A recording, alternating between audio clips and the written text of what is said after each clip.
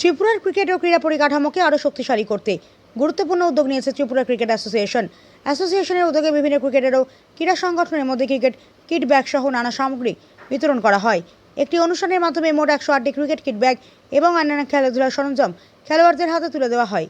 অনুষ্ঠানের প্রধান অতিথি হিসেবে উপস্থিত ছিলেন মুখ্যমন্ত্রী প্রফেসর ডক্টর মানিক সাহা। এছাড়াও ত্রিপুরা ক্রিকেট অ্যাসোসিয়েশনের কর্মকর্তারা ও ক্রীড়া জগতের বিশিষ্ট ব্যক্তিরা উপস্থিত ছিলেন। অনুষ্ঠানে মুখ্যমন্ত্রী বলেন, যুব সমাজকে খেলাধুলার প্রতি আরও উৎসাহিত করতে রাজ্য সরকার ও বিভিন্ন ক্রীড়া সংস্থা একসঙ্গে কাজ করছে।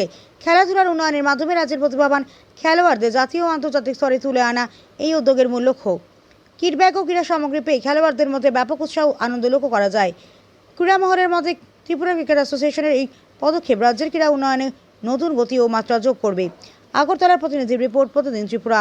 কিছু উদ্যোগ রাখা হয়েছে যা আগামী দিনে ক্রীড়া যে ইনফ্রাস্ট্রাকচার আছে সেটাকে আরও বেশি করে প্রসারিত হবে। সেগুলো কি আগরতলায় বাধারঘাটে প্রায় 30,000 দর্শক একসাথে যাতে সেখানের খেলা দেখতে পারে, সেই 30,000 দর্শক আসন বিশিষ্ট একটা গ্যালারি আমরা নির্মাণ করব।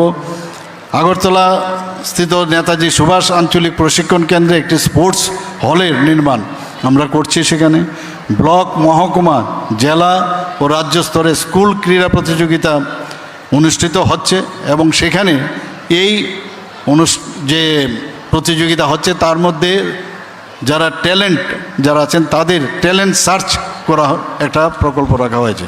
এইভাবে একের পর এক আমরা চাইছি, কারণ আমরা জানি যে healthy mind resides in healthy body. যদি আমাদের আগামীর যারা প্রজন্ম আছে তারা যদি সুস্থ দেহ থাকে তাহলে সুস্থ মাইন্ডও থাকবে। আমরা চাই যে ত্রিপুরার ছেলেমেয়েরা এবং আগেও কিন্তু ভালো ভালো প্রতিভাবান ক্রিকেটারই হোক বা অ্যাথলেটই হোক, সুইমারই হোক, জিমন্যাস্টিক্স তো আমাদের আছেই, বিভিন্ন খেলায় কিন্তু ত্রিপুরার খুব নামি দামি প্লেয়ার সর্বভারতীয় স্তরে আন্তর্জাতিক স্তরে নাম করেছে। আমরা চাই যে আমাদের যে বিভিন্ন যেসব আমাদের ইভেন্টস আছে সবকটাতে আমাদের ছেলেমেয়েরা নাম করুক এবং আমরাও ত্রিপুরা সরকারও চাইছি প্লেয়ারদের জন্য কি আমরা সুযোগ সুবিধা আমরা আরও বাড়াতে পারি। মাননীয় প্রধানমন্ত্রীজির যে ইচ্ছা সেটা আমরা পূরণ করব এবং বিকশিত ভারত 2047-এ যে হতে যাচ্ছে সেই 2047-এ বিকশিত ত্রিপুরার করার লক্ষ্যেও আমরা কাজ করছি।